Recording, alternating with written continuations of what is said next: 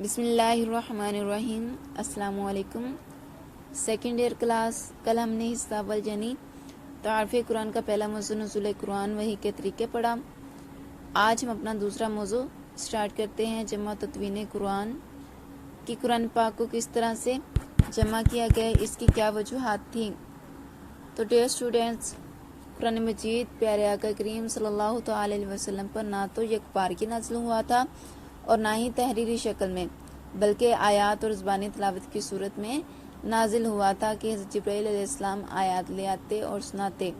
چنانچہ اس کو کتابی شکل میں آنے تک 3-4 مراحل سے گزرنا پڑا، جنہیں جمع و تدوین کے ادوار کہا جاتا ہے۔ ان میں سب سے پہلا ہے عہد رسالت، دوسرا ہے عہد صدیقی اور تیسرا عہد عثمانی۔ تو آئیے ہم سب سے پہلے عہد رسالت کے بارے میں پڑھتے ہیں۔ چونکہ عہد رسالت میں نزول قرآن کی صورت تحریری نہ تھی، چنانچہ جب بھی کوئی وحی نازل ہوتی تو آپ صلی اللہ تعالی علیہ وسلم صحابہ اکرام رضی اللہ تعالی عنہم کو سناتے، اور جو سنتے حفظ کر لیتے تھے اور چند لکھ بھی لیا کرتے تھے۔ انہیں جو لکھتے تھے انہیں کاتبین وحی کہا جاتا تھا۔ کاتبین وحی کون؟ کتاب اللہ کی کتابت کے لیے آپ صلی اللہ تعالی علیہ وآلہ وسلم نے 26 اور بعض روایات میں آتا ہے کہ 40 کاتبین وحی مقرر کر رکھے تھے، جن میں 4 خلفائے اربعہ کے علاوہ حضرت زید بن ثابت رضی اللہ تعالیٰ عنہ، حضرت ابی بن کعب رضی اللہ تعالیٰ عنہ، حضرت زبیر رضی اللہ تعالیٰ عنہ، حضرت امیر معاویہ اور حضرت عمر بن عاص رضی اللہ تعالیٰ عنہ کے نام مشہور ہیں۔ چنانچہ جب بھی کوئی آیت نازل ہوتی یا وحی ہوتی تو یہ احباب نے تحریر کر لیا کرتے تھے۔ آگے دیکھیے، تحریر کس چیز پہ کیا کرتے تھے؟ اس دور میں کاغذ بہت کم تھا، ارگ تھا بھی تو خاصا مہنگا تھا، چنانچہ صحابہ اکرام رضی اللہ تعالیٰ عنہم تحریری موضوعات کے لیے لکڑی کی تختیاں، یہ آپ کا شارٹ کوسچن بھی آ سکتا ہے کہ پہلے زمانہ میں قرآن پاک کن چیزوں پر لکھا جاتا تھا۔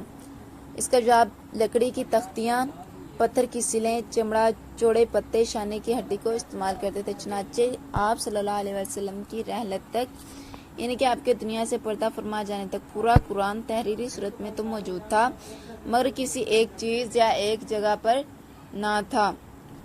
ان مسودات کے لیے مسجد نبوی میں ایک صندوق رکھا گیا تھا۔ ہر مسودہ اس میں، یعنی کہ جو بھی آیت جیسے نازل ہوتی اس کو لکھ کے اس صندوق میں رکھ دیا جاتا۔ نیز عربوں کا حافظہ بہت مضبوط تھا، سو اکثر صحابہ اس کو مکمل بھی یاد کر لیا کرتے تھے۔ آگے دیکھیے، عہد صدیقی یعنی حضرت ابوبکر صدیق رضی اللہ تعالیٰ عنہ کا دور مبارک۔ آپ صلی اللہ علیہ وسلم کے اس دنیا سے پردہ فرما جانے کے بعد جب حضرت ابوبکر صدیق کو خلیفہ مقرر کیا گیا تو آپ کے عہد میں قرآن مجید کو باقاعدہ تحریر میں لانے کی ضرورت پیش آئی۔ لہٰذا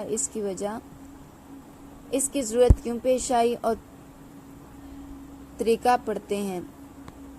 سب سے پہلا ہے جنگوں میں حفاظ کی شہادت۔ مسلمہ کذاب، جس نے کہ نبی ہونے کا دعویٰ کیا، اس کے خلاف حضرت ابوبکر صدیق رضی اللہ تعالیٰ عنہ نے جنگ کی۔ اس جنگ کا نام جنگ یمامہ ہے۔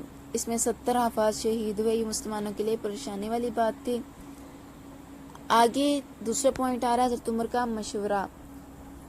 اتنے زیادہ صحابی چونکہ حافظ قرآن تھے، شہید ہو چکے تھے، تو حضرت عمر رضی اللہ تعالیٰ عنہ بہت پریشان ہوئے۔ حضرت ابوبکر صدیق رضی اللہ تعالیٰ عنہ کو مشورہ دیا کہ قرآن کو جمع کیا جائے، اگر ایسے ہی حالات چلتے رہے تو قرآن کا کچھ حصہ گم نہ ہو جائے۔ پہلے تو حضرت ابوبکر صدیق رضی اللہ تعالیٰ عنہ نے انکار کیا، لیکن حضرت عمر کے اصرار کرنے پر وہ مان گئے۔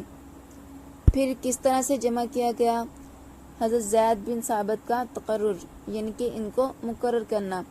حضرت زید بن ثابت کا کاتب وحی بھی تھے، یعنی کہ وحی کو لکھنے والے بھی تھے، قرآن کے حافظ بھی تھے، قوی تھے، یعنی کہ طاقتور مضبوط تھے، ذہین نوجوان بھی تھے۔ ان کی قرات قریشی تھی، ان کے قرآن پڑھنے کا انداز ان کا قریشی تھا، لہذا ابوبکر نے ان کو اس کام کے لیے منتخب فرمایا۔ پھر حضرت عمر نے زید کو بلایا اور ان کو حکم دیا کہ قرآن پاک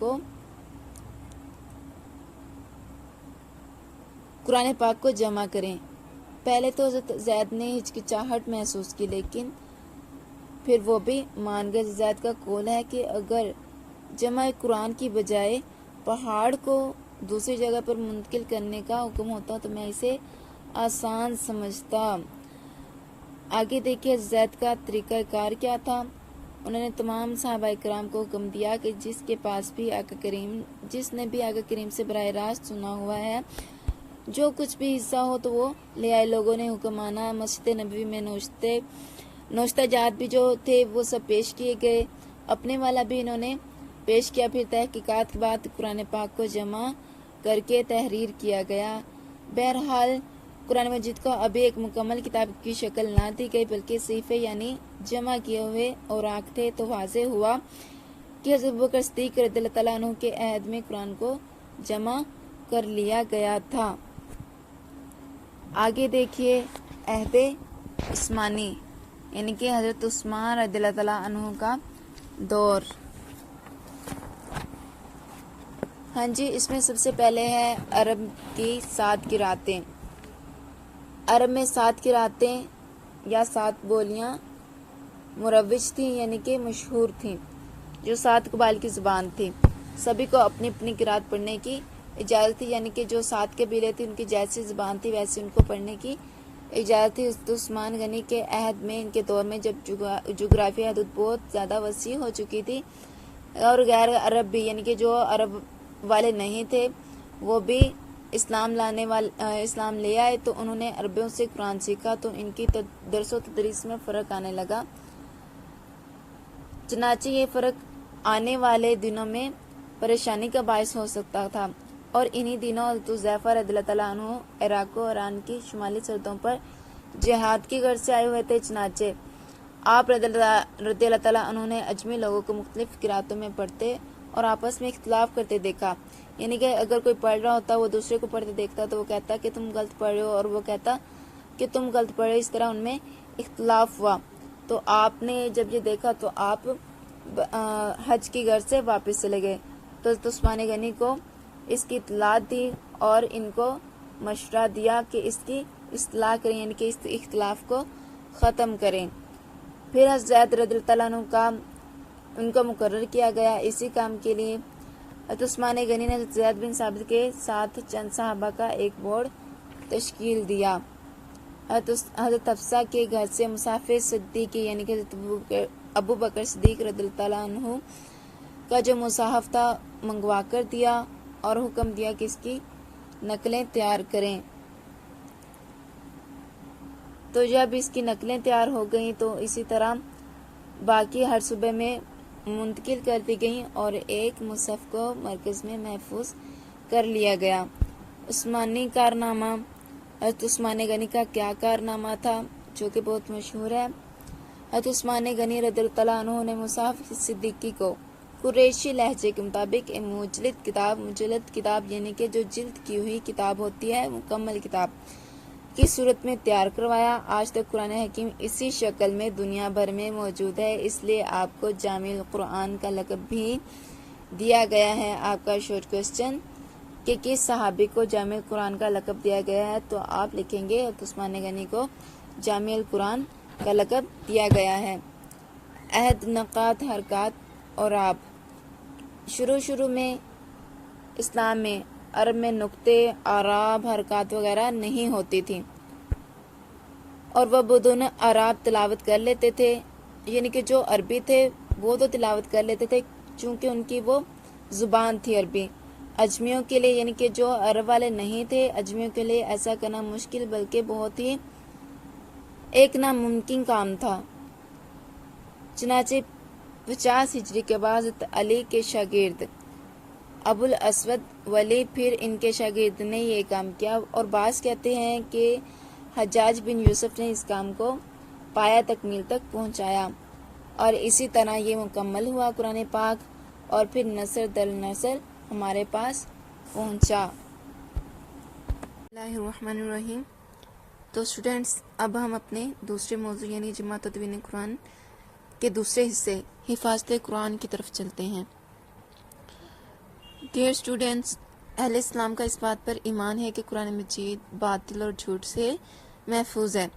جیسا کہ پہلے نبیوں پر جو کتابیں نازل کی گئیں ان میں بہت سی تعریفات ہو چکی تھی، جیسے کہ ہم کتاب انجیل کو ہی لے لیتے ہیں۔ حضرت عیسیٰ علیہ السلام پر نازل ہوئی تو بنی اسرائیل کو جو بات اس کتاب میں ناپسند ہوتی وہ اسے بدل کر اپنی طرف سے کوئی آیت یا کوئی بات وغیرہ اس میں ایڈ کر دیتے۔ تحریف کا مطلب ہوتا ہے رد و بدل کرنا، یعنی وہ اس میں تحریف کر دیتے اور پھر اپنی بات پر آسانی سے عمل کر لیتے۔ تو معلوم ہوا کہ پہلی آسمانی کتابیں اپنی اصل شکل میں محفوظ نہ رہ سکیں، مگر قرآن پاک ایک ایسی عظیم کتاب ہے جو شک و شبہ سے بالاتر ہے، یعنی اس میں کسی قسم کا شک و شبہ نہیں کیا جا سکتا اور آج بھی اپنی اصل شکل میں محفوظ و مامون ہے۔ تو کس طرح سے اس کی حفاظتی تدابیر ہیں اور کیا ہے؟ پہلا ہے خداوندی وعدہ۔ یہ ہم پیچھے بھی پڑھ چکے ہیں کہ اللہ عز و جل نے اس کتاب کی حفاظت کا ذمہ خود لیا ہے، جیسے کہ اللہ تعالیٰ کا ارشاد ہے اِنَّا نَحْنُ نَزَّلْنَا الذِّكْرَ وَإِنَّا لَهُ لَحَافِظُونَ، بے شک ہم نے یہ ذکر نازل کیا اور ہم اس کے محافظ ہیں۔ تو ظاہر ہے کہ جس چیز کا محافظ اس پوری کائنات کو سنبھالنے والا اللہ تعالیٰ ہو، اس کو نقصان پہنچانا کسی کے بس میں بھی نہیں ہے، چاہے کوئی کتنا ہی زور کیوں نہ لگا لے۔ آگے دیکھیے دوسرا طریقہ، دوسری تدبیر کیا تھی؟ طریقے نزول۔ یہ بھی ہم پیچھے پڑھ چکے ہیں پہلے کہ قرآن پاک کس طرح سے نازل ہوا، 23 سال میں نازل ہوا، اور اس بارے میں حضرت عبداللہ بن عمر بن عاص رضی اللہ تعالیٰ عنہ سے روایت ہے کہ میں نے عہد نبوی میں سارا قرآن لکھ لیا تھا، اس رات پر پڑھتا رہتا۔ نبی کریم صلی اللہ علیہ وسلم نے ایک ماہ میں پورا قرآن ختم کرنے کا حکم دیا تھا۔ آگے دیکھیے تلاوت قرآن، ایک اور تدبیر۔ اللہ اور اس کے رسول نے تلاوت قرآن کی جو تاکید کی ہے، اس پر جو اجر و ثواب کا وعدہ فرمایا ہے، یہ قرآن پاک کی حفاظت کا ذریعہ بنا۔ جتنا قرآن پاک زیادہ پڑھا جائے گا اتنا ہی سینوں میں محفوظ ہوتا چلا جائے گا۔ پھر جیسا کہ آگے احادیث وغیرہ میں بھی مذکور ہے، وہ آپ دیکھ سکتے ہیں۔ آگے دیکھیے حفظ قرآن۔ قرآن مجید دنیا کی ایسی واحد کتاب ہے جس مسلمانوں نے اپنے سینوں میں جگہ دی، اور ہم چاہے لاکھ کوشش کر لیں، مطلب جب تک ہم کوئی سبق نہ یاد نہ کریں، لیکن یہ ایسی واحد کتاب ہے کہ اگر ہم کسی ایک سورت کو روزانہ پڑھتے رہتے ہیں تو وہ سورت ہمیں خود بخود ہی یاد ہو جاتی ہے بغیر یاد کیے۔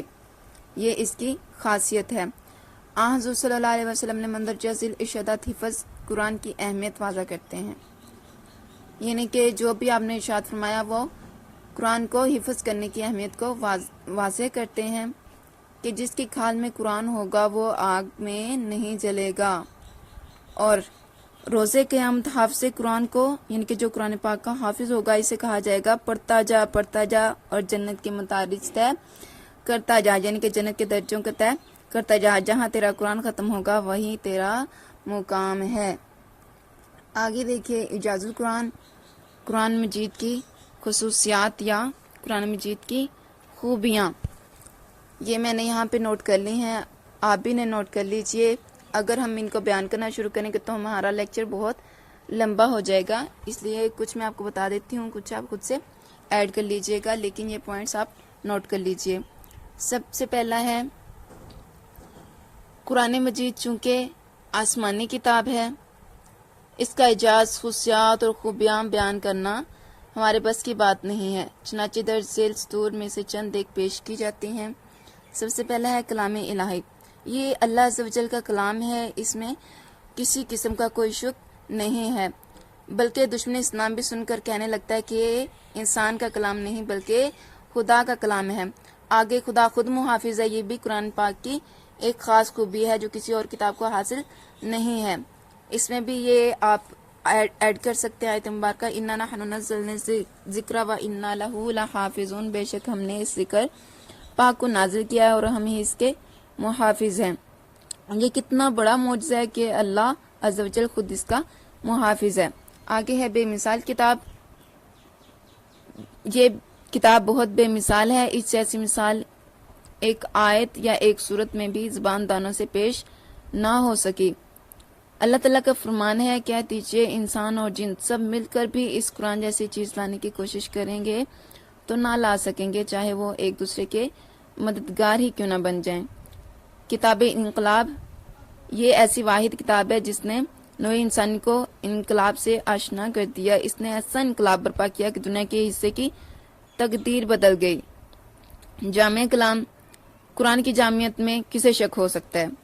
یہ انسانی زندگی کے ہر شعبے پر محیط ہے. اس میں ہر طرح کے مسئلے مسائل کا حل موجود ہے. مضامین کی گہرائی قرآن کریم کی آیات میں ہر درجہ کی گہرائی پائی جاتی ہے. ایک ایک لفظ کی تشریح تفصیل کے لیے کتب لکھی جا سکتی ہیں.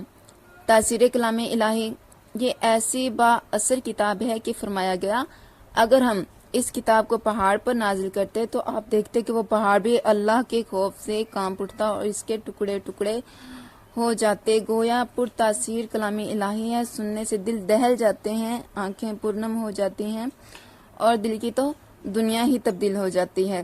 سابقہ کتاب کی مصدق یعنی کہ جو پہلے آسمانی کتابیں نازل ہو چکی یہ ان کی تصدیق کرنے والی ہے. سابقہ انبیاء کی مصدق یعنی کہ جو پہلے نبی وغیرہ تھے جتنے بھی کم و بیش 1,24,000. بسم اللہ الرحمن الرحیم. جی تو اسٹوڈنٹس ہم پڑھ رہے تھے سابقہ انبیاء کی مصدق یعنی کہ سابقہ انبیاء کی تصدیق کرنے والی کتاب. لوگوں نے نبیوں کو جھٹلایا مگر قرآن پاک ہی ایسی واحد کتاب ہے جو تمام انبیاء اکرام کی تصدیق کرتی ہے. ان کی تعلیمات کو اس کتاب نے برحق بتایا. آگے کتاب نصیحت یہ کتاب اپنے ماننے والوں کے لیے نصیحت بھی ہے, ارشاد الہی ہے. ہم نے اس قرآن کو نصیحت کے لیے آسان بنا دیا. پھر ہے کوئی نصیحت قبول کرنے والا؟ عبادت کا ذریعہ یہ کتاب عبادت کا ذریعہ بھی ہے. اس کی تلاوت افضل ترین عبادت شمار کی جاتی ہے. حضور صلی اللہ علیہ وسلم کا ارشاد گرامی ہے تم میں بہت بہترین وہ ہے یعنی تم میں سب سے اچھا وہ ہے جو قرآن پاک کو سیکھے اور دوسروں کو بھی سکھائے. اس کے ایک ایک حرف کی تلاوت میں 10 نیکیاں ہیں. اس کا پڑھنا اور پڑھانا بہت زیادہ فضیلت والا ہے کہ اس پر رشک کیا جائے. جیسے کہ ایک ایک حرف کی تلاوت کہ الف لام میم یہ ایک لفظ ہے مگر اس میں 3 حرف ہیں الف لام اور میم. ان کو الگ الگ پڑھنے سے ہمیں 10 نہیں بلکہ 30 نیکیاں حاصل ہوں گی. سرچشمہ ہدایت قرآن مجید سب سے بڑا سرچشمہ ہدایت ہے جو عقائد اور اعمال میں اصلاح پیدا کرتا ہے. یہ ایک ایسا نور ہے جو ہمیں ہمارے لیے قدم قدم پر روشنی اور رہنمائی کا سبب بنتا ہے. کتاب عزم و یقین قرآن پاک عزم و یقین کا دعویٰ کرنے والی کتاب ہے. یہ مایوسی اور بددلی کو دل سے نکال دیتی ہے. جیسے کہ اللہ تعالیٰ کا ارشاد مبارک بھی ہے اللہ کی رحمت سے صرف کافر لوگ ہی مایوس ہوتے ہیں. کامیابی کی ضامن کتاب یعنی کہ یہ ایک ایسی واحد کتاب ہے جو ہمیں کامیابی کی ضمانت دیتی ہے. دنیا میں کوئی اور ایسی کتاب موجود نہیں ہے جس کو ہم پڑھ کر 100% تک کہہ سکیں کہ ہم کامیاب ہوں گے. لیکن یہ ایسی واحد کتاب ہے چونکہ اس میں تمام مسئلہ مسائل رشد ہدایت کا سبق ہمیں ملتا ہے. لہٰذا اس پر عمل کر کے ہم اپنی حقیقی منزل تک پہنچ سکتے ہیں.